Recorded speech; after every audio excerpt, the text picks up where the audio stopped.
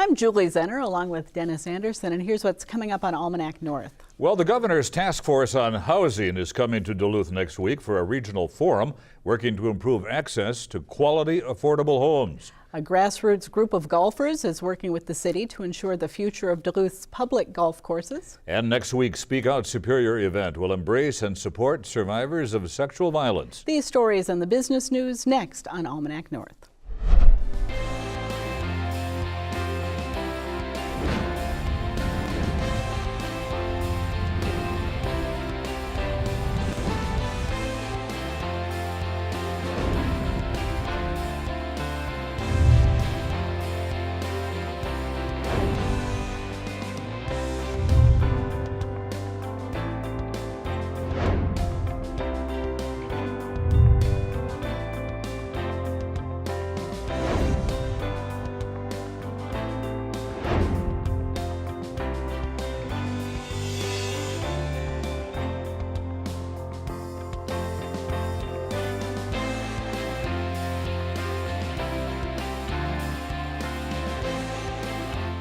Hello and welcome to Almanac North. Thanks for watching. Dennis, what a difference a week makes. Spring has finally made it here to the Northland. The robins have made it to my yard finally. I've been talking about them for 2 weeks prior to this. Well, I kind of live on Donner Pass. We haven't seen any robins at my place yet. They were chirping up a storm this afternoon. Well, there's plenty to talk about tonight, so let's get started. All right, Julie, thank you so very much. Well, Duluth and the surrounding area has a documented shortage of affordable housing. The shortfall hampers the local economy, puts pressure on nonprofit organizations, and impacts the quality of life in the region. Now, next week, the governor's task force on housing will be in Duluth for a public forum. And here to talk more about housing is Lee Stuart, Executive Director of Churches United in Ministry, or CHUM. And Lee, thank you so very much for being here. Well, Lee, are we making any inroads in providing housing in the city, more affordable housing for residents? Well, I think we are and we aren't. I mean, the need is great, and it's not just for people at the very low end of the economic strata. Right. It's for all people across. The city estimates we're about 3,000 units short for our economic capacity. 1,000 for subsidized and entry-level housing, and about 2,000 for moderate and market rate housing. So we have a lot of opportunity to do it, and we've had some big projects built, but the need is still really great out there across the economic suite. Is Duluth unique in its challenges with housing at this point, or are a lot of communities facing similar problems in Minnesota? Well, I was down on Friday to a gathering of the Heading Home Minnesota Funders Collaborative, and I can assure you it's a statewide issue.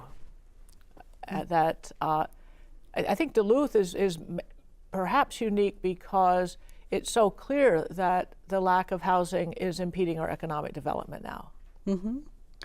As you look at this governor's task force that's going to be coming to town, what are some of the things that you think they should really be looking at to, first of all, address affordable housing, and then maybe in a broader sense, the housing challenges across the city? Well, when you say affordable housing, we might not be meaning the same thing. Define it for me. What constitutes affordable housing? I make a couple of other distinctions. I look at housing that we need to subsidize to build and operate, and that's for people who are experiencing homelessness or something like that. And then workforce housing for people who have good jobs in Duluth, but making between $30,000, $45,000, and then people who need. So affordability stretches no matter what your income level is. So what I want the governor's task force is to make sure that that happens. I think that my preference, because I'm in focus, is because CHUM is focusing on people who are experiencing homelessness, is that we build enough housing for them, and we're about 680 short. We have that many on the waiting list right now. But not to lose sight of that there are a lot of families who are stressed in terms of how much they're spending on housing and the quality and the choice of housing they have. So I'm really hoping for a broad discussion on housing, multifamily housing, high-density housing, rehab housing, new models of housing, all kinds of things. 3,000 units is a heck of a lot of housing, and that's that's an economic engine in and of itself. Do you think, in your expertise, a lack of affordable housing is keeping people from moving to the Twin Ports and this region? That's what I hear. I hear that from employers, that people come and say, well, thought I could live here, but I couldn't find any place to live. So I think it's a real issue. It's not just the Twin Ports. This expands out then into the far northeastern Minnesota too? Not really my area of expertise, but I wouldn't be surprised if it did. But I think Duluth as a regional economic hub, again, has a special pressure on it because we are for healthcare, for education, for aviation, for the port itself. Those are our economic engines, and we really need to be able to have housing for the workforce for those industries to thrive. And sometimes people disagree and say, well, you should just be focusing on the bottom end. But I really believe in housing, moving the market, housing market at any level is going to help every level. Lee, let's talk though about that population that you serve in the subsidized housing and the cost barrier that there is for developers, because building publicly subsidized houses seems to be far more expensive than it is to build a market rate house.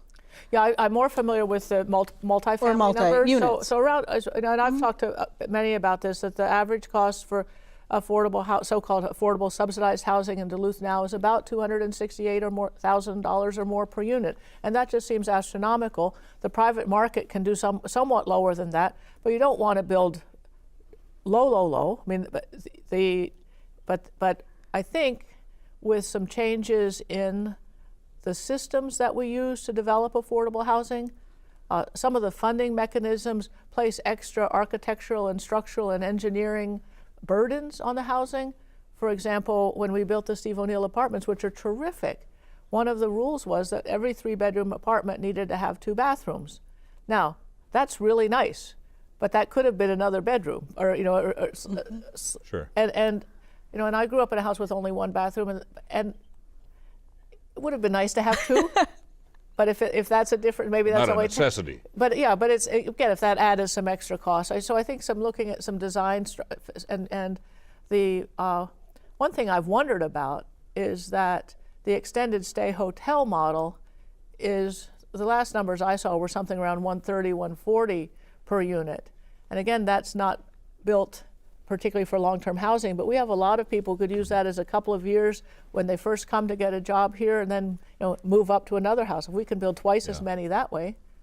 Lee, in your knowledge, is Duluth's aging housing stock in decay, or are we taking good care of what we have?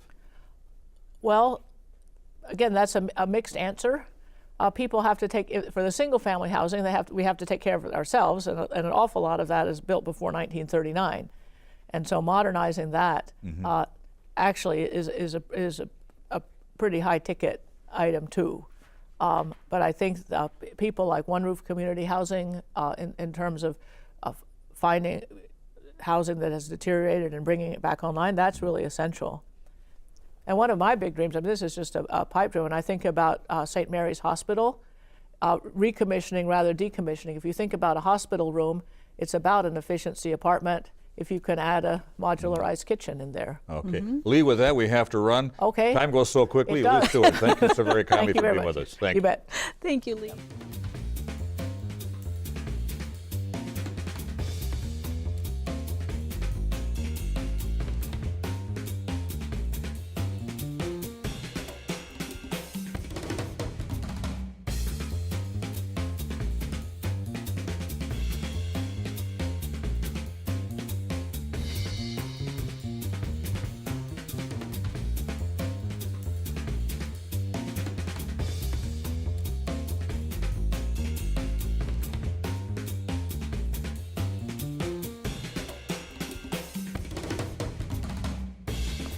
Despite the big snowstorm last weekend, it won't be long before golfers will be out on the course enjoying their favorite pastime. But there are some big question marks about the future of Duluth's public courses, Lester Park in Lakeside and Anger Park in mid-Duluth. Recently, a grassroots group of golfers organized to see what they could do to ensure the future of Duluth's public courses. Joining us is Chris Stevens, president of Friends of Duluth Public Golf, and Rob Lucas is a member of Friends of Duluth Public Golf. And thanks to both of you for being here tonight. I bet you're eager to get out on the links, huh? We are. Why is it important, Chris, for a community the size of Duluth to have public golf courses? Yeah, I think it's one of the pieces of a vibrant community that we have. Recreational opportunities happens to be one of the things that I enjoy doing as well. And you know, it's important for their city just to have opportunities for its citizens, and that's kind of the piece that we're looking at here, looking at our courses. What's the right number of holes to be able to play out there for us, and we just want to make sure that the opportunities are present for our community. Rob, golfers absolutely love their sport. I mean, you can golf every day of the week, I'm sure. But is golf losing its popularity? Are there fewer people taking up the sport of golf today than, say, 15, 20 years ago? Not that I see. I mean, it's a sport that you can pick up later in life. There's always something new to figure out on the course, and I see a lot of people use it almost as a stress reliever to get out, enjoy nature, you know, hang out with some friends, and just to have a good time. I imagine both of you are very familiar with the public courses in town and familiar with the fact that they have been losing money year after year after year. What are some solutions as you talk to your fellow golfers and you look at the courses and the challenges? What do you think could help turn that around? Yeah, I think that's part of what we've been discussing as a group, trying to create some opportunities for use on our courses. We know we're in a tough environment. You know, the weather doesn't always cooperate with us, and so what do we need to do? We need to diversify our products. You know, we need to partner with others out there and have folks come to our courses. We know we have a lot of square footage, and we can do multiple other things out there, but we do want to protect the opportunities for golf in our city, and we want to make sure that it's affordable for folks to be able to do so. Has the city pretty much guaranteed that Leicester will remain open this year? 2018? This year they have committed to that, and that's what we need to do a presentation, and we're working in a small group with the city in conjunction with Billy Casper Golf to just talk about the challenges that we have in front of us. What do you think would be better? Raise the rates and hope that people still golf, or lower the rates and hope more people golf?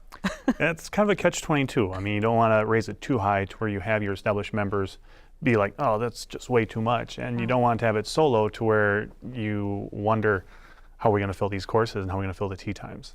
You have to find that fine balance to where you can have courses that are sustainable, and to have the golfers want to come and play, because the majority of the visitors that do show up in Duluth, you know, they enjoy the Canal Park side, but they kind of want to get away from the crowd. So then they end up on our golf courses, whether it's Leicester or Inger. Do people these days have time to play 18 holes of golf? I mean, my husband's a golfer. It's a 7-hour deal, you know. And then if you throw in a beer afterwards, it's 8 hours. Are there opportunities to maybe shorten that experience? You know, I know you can play 9 holes, but are there other ways to kind of shorten it, get people through the course a little bit faster, so that it's not that big a time commitment at a time when people are super busy with their families? Yeah, I think that's one of the conversations that we have out there. What can we do to speed the pace of play and, you know, not have that time investment? But there are others that think that, you know, the time away and out on the course is kind of a you know, get away from the busy lifestyle that we all have as well, and that's what it is for me. It's important to go out and just get my head right and make sure that you're enjoying nature and recreating. Other than the grounds at both public golf courses here in town, Leicester and Inger, do the golf clubs, the clubhouses, also need some work? Oh yes, very much so. They do. I mean, we want to somehow establish a multi-use facility, whether it's your Christmas parties, your business meetings, your receptions, and not to alienate other seasons, but to maintain kind of an all year round for your cross-country skiers, your snowshoers, and just to generate more revenue. So there's a chance really for another venue of going out and enjoying yourself in the evening at a golf course, even in the wintertime. Absolutely. Yeah, you know, our courses are beautiful courses. You know, you look at the driving range at Inger Park and the vistas that we have of our you know, area in the city of Duluth. It's beautiful. I think the folks that aren't from Duluth would really enjoy seeing some of those opportunities of our city, and it's really a gem. Rob, are there active efforts to grow a new generation of golfers? Oh, there always is. I mean, we're actually having a pancake breakfast tomorrow that we're co-hosting with the Junior Golf League, to where we can, you know, get some of the youngsters out there, see what it's like. You know, obviously we can't hit any clubs. That'd be a perfect, you know, world if we could. Where is that and what time? It's at Inger Park. golf course at the clubhouse. It runs from 8 a.m. to 12 p.m. And we'll have a table up too, so if people want to find out more about us, Good to we know. can definitely talk to them about it and try to get them registered and become a member right there on the spot. What does golf bring to a young person's life? Oh, it brings just skills, strategy, control. It's always something to learn when you're out there. I mean, no shot is ever the same. But it does. It teaches kids to strategize. It teaches them problem-solving skills. It teaches them just to, handle anger. Dealing with adversity, those sort of things. It's a sport that, you're calling rules on yourself, and so it's an important, I think, life lesson as well. It gives them skills to handle things in their own personal lives. And One of my grandsons shot a hole-in-one on anger a couple, 3-4 years ago. He still talks about it. So what's the next step for your group? Yeah, I think it's to continue to have positive communication with the city. We're looking to just make sure that we have opportunities for the citizens in Duluth, and we want to protect that the public side of golf. We have private places, but not everybody can afford those, and so we really just want to have those opportunities for the golfers in our city. All right. Well, Chris and Rob, thank you so much for coming in and sharing the information. Yeah, thank you. Thank you. And tell you're passionate about it. Yeah, we are. Thanks.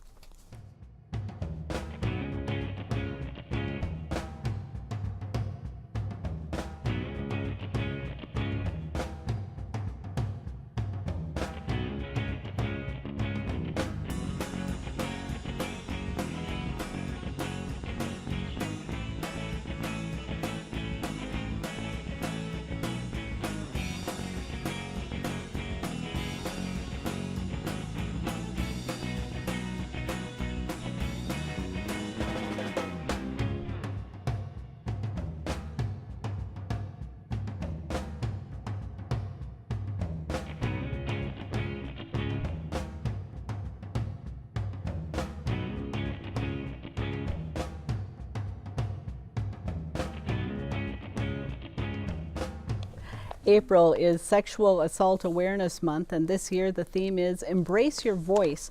Next week, CASDA and WITC are hosting WITC-Superior, encouraging survivors and allies to unite their voices. The goal is to promote safety, respect, and equality. Here with more is Jessica Hehir from the Marketing and Public Relations Department at WITC, and Jill Hinners is the Community Engagement Coordinator with CASDA. And thanks to both of you for being here. Thanks for having us. Yeah, Jessica, it seems the theme this year is taking a cue from the Me Too movement a little bit, inviting people to really speak out and take a voice. Talk about that. Well, this is the 17th anniversary of Sexual Assault Awareness Month, and the timing was really right culturally to really empower survivors to speak up, speak out, and find their voice. And this year's theme, to do that, what we're doing is hosting an event on our campus next Thursday from 5 to 8, really encouraging survivors to come out and share their story. We've got a few different ways to help facilitate that. We've got a series of speakers that will be there, as well as an art installation produced by the survivors to really encourage them to find that voice. We want to stop victim shaming. We really want to stop the rape jokes. We want to really encourage people to speak up for those who have been victims of sexual assault. Jill, what's the difference between sexual assault and sexual violence? Is there a difference there, or harassment? Harassment must be different, certainly, from sexual violence. I think that's a really big question, but to my mind, sexual violence encompasses sexual harassment to sexual assault up to rape. It's any form of unwanted sexual contact of a sexual nature. So that could be verbal, it could be physical. So I do think, yes, there's a spectrum. So when you say harassment, I'm thinking more verbal. I'm thinking photography online. I'm thinking of catcalling on the streets. I'm thinking about sexual harassment in the workplace. But when you talk about sexual assault and up until rape, I'm definitely thinking about the more physical. Is there still a reluctance to report it, or are more people reporting? There's definitely still a reluctance to report it. I mean, I can tell that from personal experience at CASDA, working as an advocate.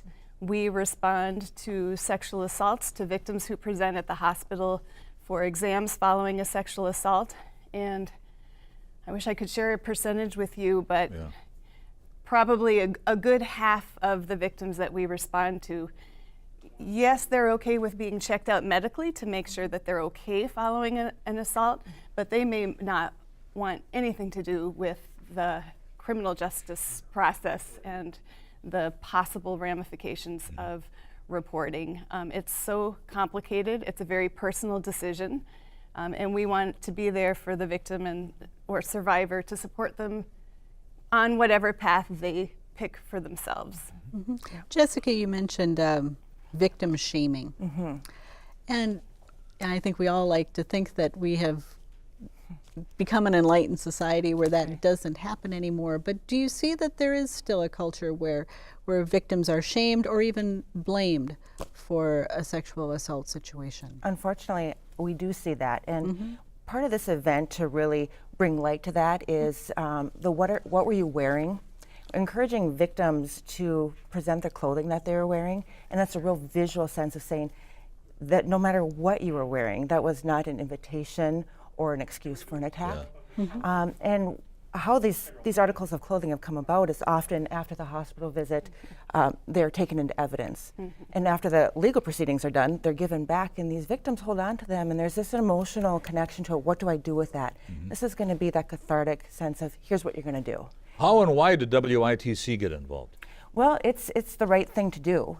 There's a big culture, well, I shouldn't say culture, but on the college campuses, we see that this is a problem. So we've partnered with our friends across the street, literally, at University of Wisconsin-Superior. We're all part of the same It's a task force called the Douglas County Coordinated Community Response Team for Sexual Assault. So there are WITC and CASDA are two of the partners, but there are multiple members of the team: Superior Police Department, North Country Independent Living, UWS. So it's wonderful to have all of these different community partners coming together, and wonderful for WITC to host the event. We've been doing this together for a number of years, and we're truly honored to be able to open up our campus to this community event, and just encourage everyone to come out and join us next Thursday from 5 to 8. There'll be refreshments. There'll also be childcare there as well. So this will be a family-friendly environment, even though that this is a very tough subject. Part of healthy communication with children begins with these conversations in this sort of event. So our early childhood education program will be on hand with the room and activities for kids, so that the adults that want to participate fully can do so without having to worry about childcare. We also have Thrive in Financial, I believe, and a few others will be supporting us through refreshments and that sort of thing. We'll have some music, and Pause for Love will be there too with their therapy animals. And we'll have some safe spaces as well for people who need a timeout after a little break, if there's some triggers here at the event. Jill, talk about the idea of consent, because sometimes people feel that that is a little bit blurry. What constitutes consent when it comes to sex?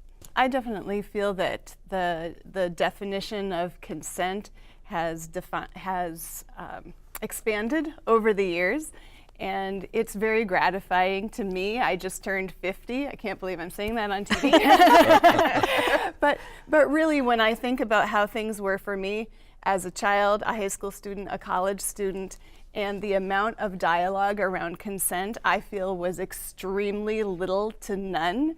And perhaps it's the environment in which I work, but I do feel it's in the broader environment too. And I think that the Me Too and the Time's Up movements are very much encouraging that conversation about consent, and that one of the cute little information cards I have here, Healthy Communication with Kids, talks about consent with respect to kids when they're very small. Consent means giving someone a choice about touch or actions and respecting the answer they give.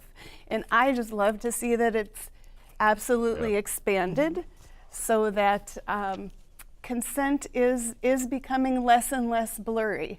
if someone has not articulated in an enthusiastic manner that they want a certain type of touch, then they should not be receiving that touch. All right, and on that, we do have to wrap it up, but good luck with your event, and thank you for the work that you do to get this important message out. Thank you. Thank you Thank so you much both. for helping us Thank you. too.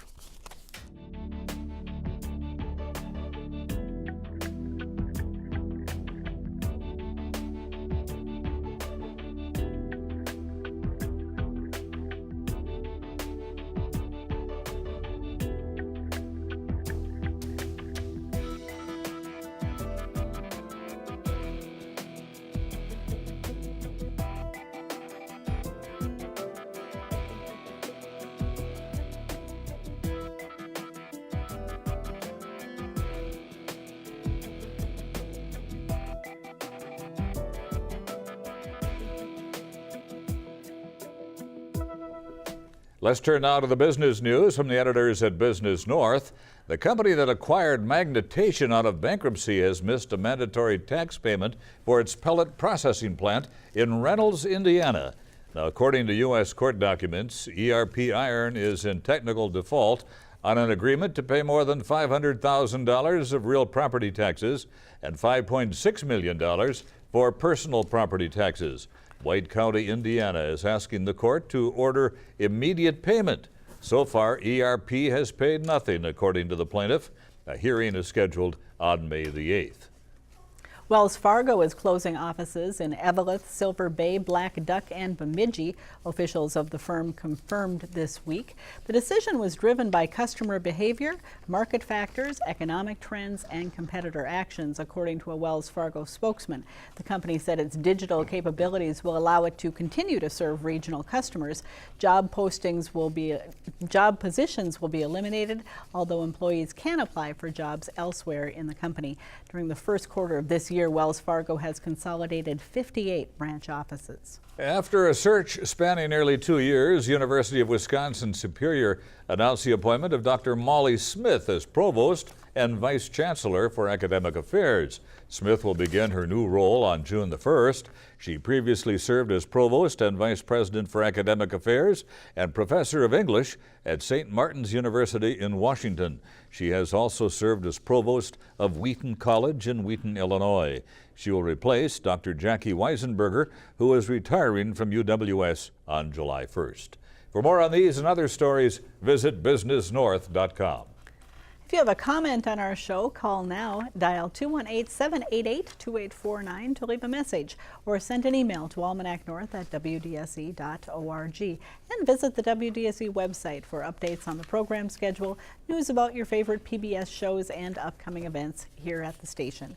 And Denny, I think we will have a lot less snow cover by the end of the weekend. This is going to be a fabulous weekend to get out and enjoy. All right, hope everybody has a chance to do that. For Denny and the crew here at WDSE, I'm Julie Zenner. Have a great weekend, and we'll see you next time.